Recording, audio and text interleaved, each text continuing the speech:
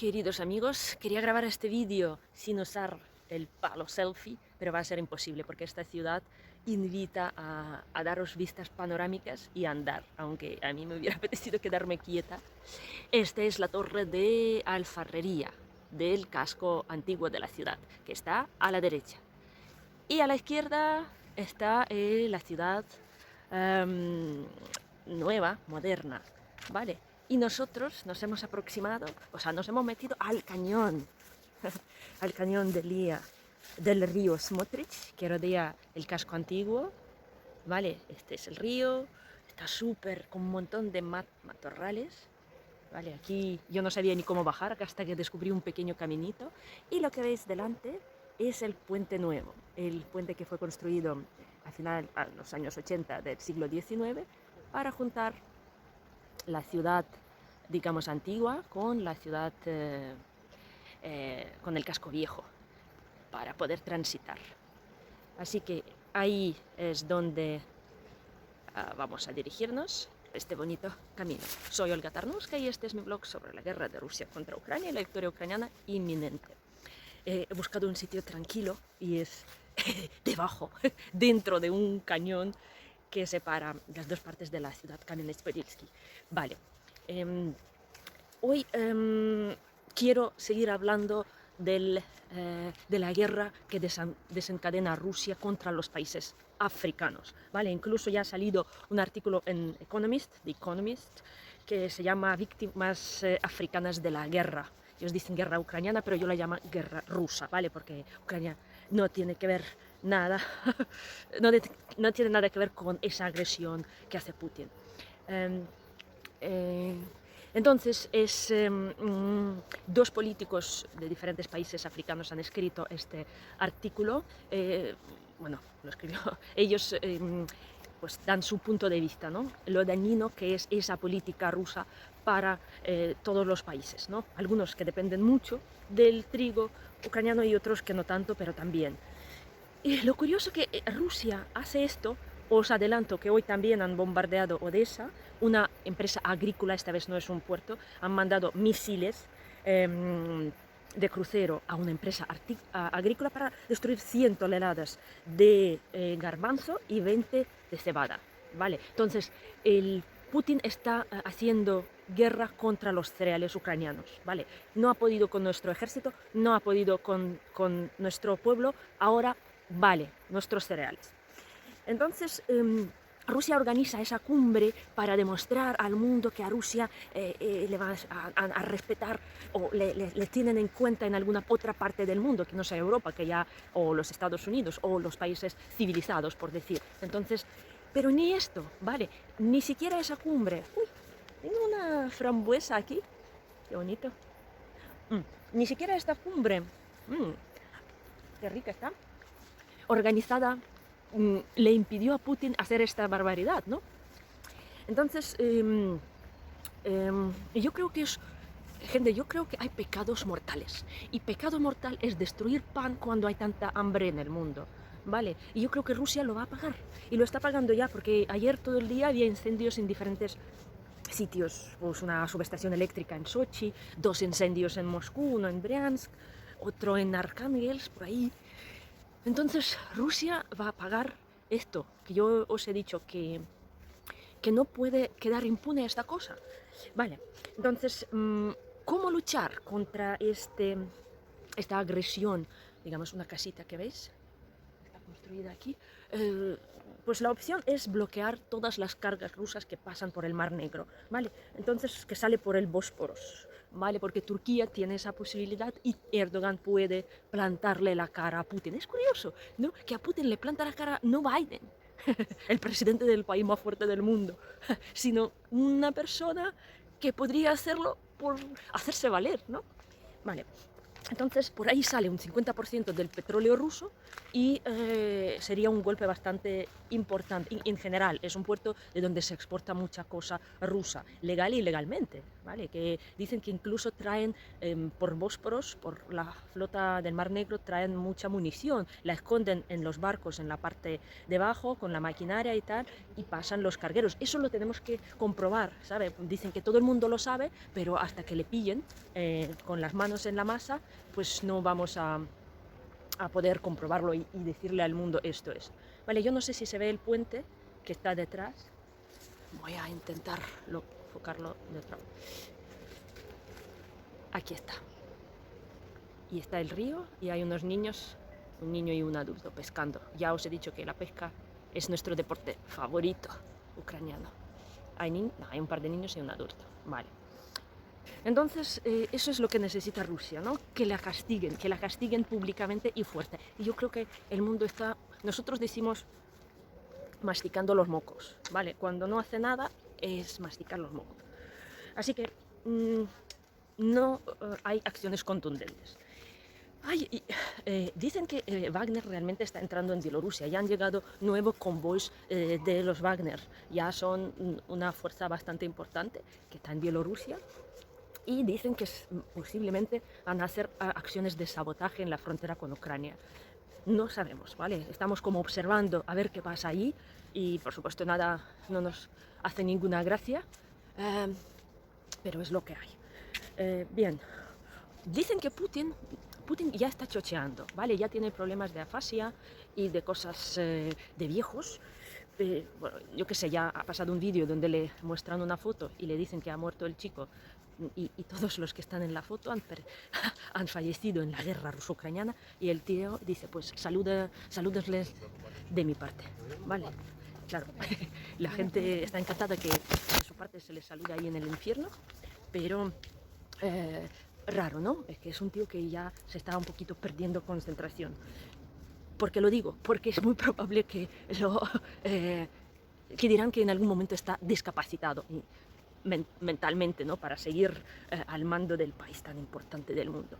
Vale, cuando yo os digo lo de los rusos y que mucha gente me dice, ay, hay rusos buenos, yo ya lo he dicho 1001 veces y no me cansaré de repetir, ¿no? Si tú estás metido en un montón de mierda, al final acabas siendo mierda, oliendo a mierda y sabiendo a mierda, ¿vale?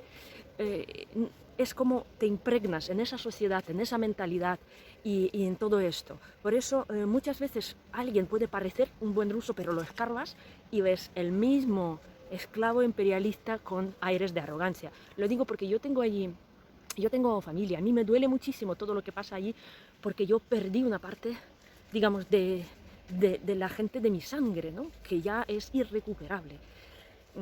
Y también lo dice uno de los periodistas que yo escucho, rusos, Nevzorov, que él dice que si tú estás con los zombies, al final te vuelves uno de ellos. Y eso es mi teoría también, ¿vale?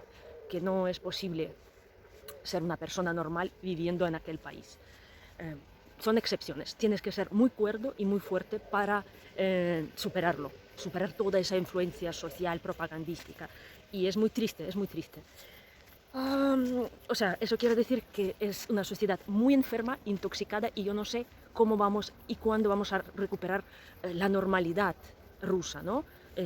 No sé, yo no soy psicóloga y no sé cómo gestionarlo. Vale, aquí está el puente.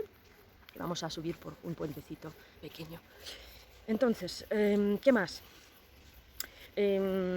También, cuando hablamos de Rusia como sociedad enferma, hay que tener en cuenta que está a todos los niveles, ¿vale? Ahora van a aumentar la represión social porque a la Guardia Nacional, Rosguardia, pues se llama, van a permitir armamentos pesados, tanques, carros blindados, o sea, no va a ser como policía como ha sido antes. Después de la revuelta de Prigozhin se va a convertir en un ejército represivo que cualquier manifestación pues aplastan a la gente con tanques.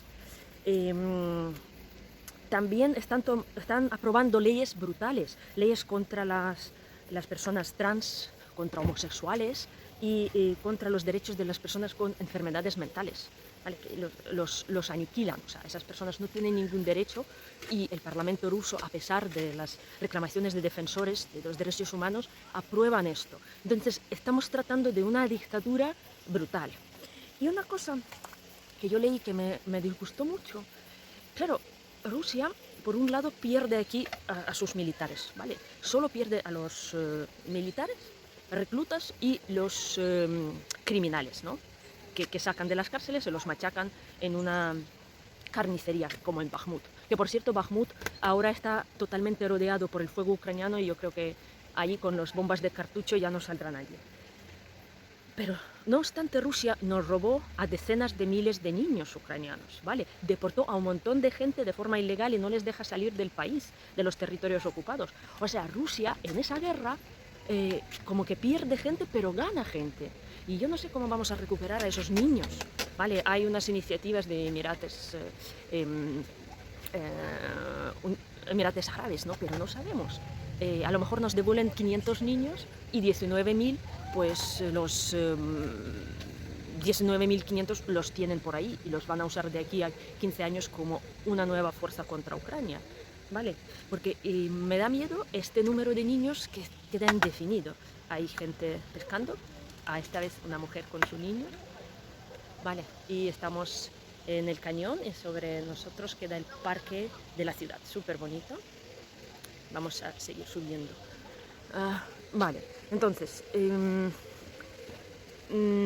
Ucrania hoy ataca en el sur, en varias direcciones, y como yo he dicho, lo de Bakhmut.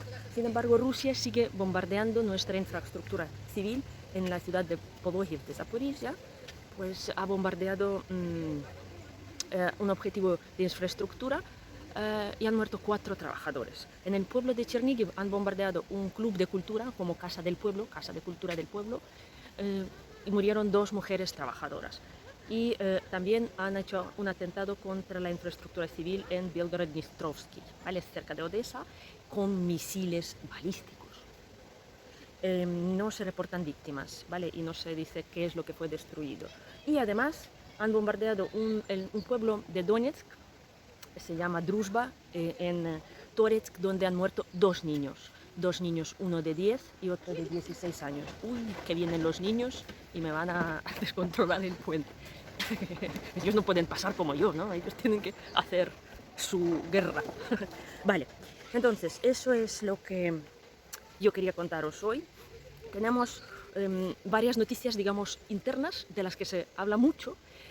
Pero, bueno, la primera es que fue detenido el coronel Girkin Strelkov, era el antiguo coronel de servicios de seguridad que estaba como ministro de defensa de Donetsk, ¿no? Y, o sea, el que conquistó, por decirlo de alguna forma, Donetsk.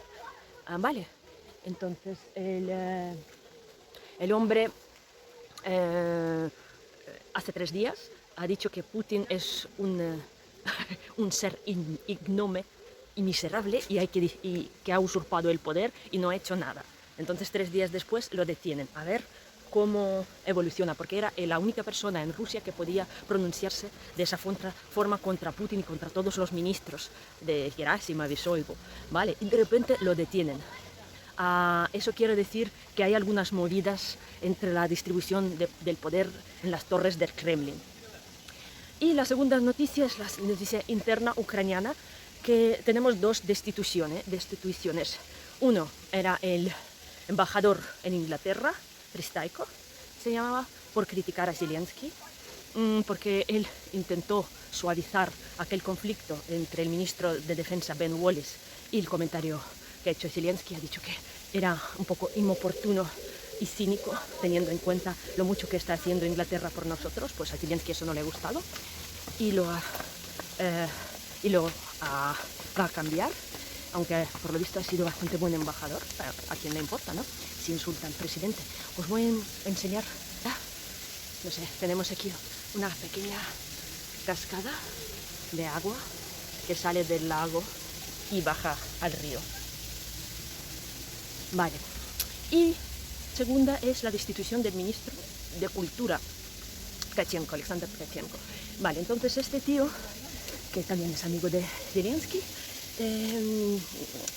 es muy polémico, ¿no? Porque lo consideramos muy poco pro-ucraniano, por un lado, pero también le achacan que él, en tiempos de guerra, ha decidido invertir millones de hryvnias en las series cómicas y también en hacer un museo también ha tenido muchas cosas polémicas en abolir 3 canales de televisión eran de oposición ucraniana, que son los que yo sigo. Por ejemplo, yo soy pro-ucraniana, yo siempre lo he sido, mucho antes de que algunos se han vuelto pro-ucranianos en este país.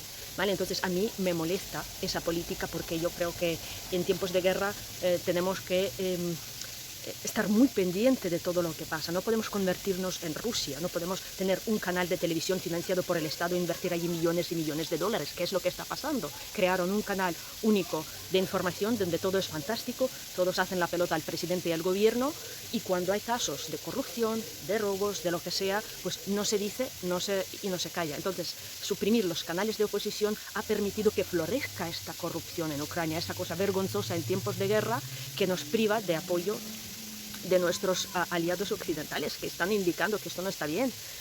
Y por eso nosotros hemos protestado contra varias, o sea, la gente se escandalizó, hemos protestado contra este ministro de Cultura y por lo visto ya ha presentado su dimisión. O sea, la sociedad civil en Ucrania es muy activa, y aunque a algunos de vosotros no os guste mi posición personal, ¿vale? Porque yo critico el poder cuando yo tengo que criticarlo, yo creo que por el bien del país sí que tenemos que controlar, porque esa guerra, si hay tanta corrupción, a lo mejor nunca va a ser ganada, porque a alguien le va a interesar esa ayuda, esa falta de control, esa sociedad callada, porque no nos permiten ni manifestarse ni nada en esos tiempos. Y nosotros también tenemos el pacto civil de apoyar a nuestro gobierno en los tiempos difíciles, pero todo tiene límite, así que venceremos.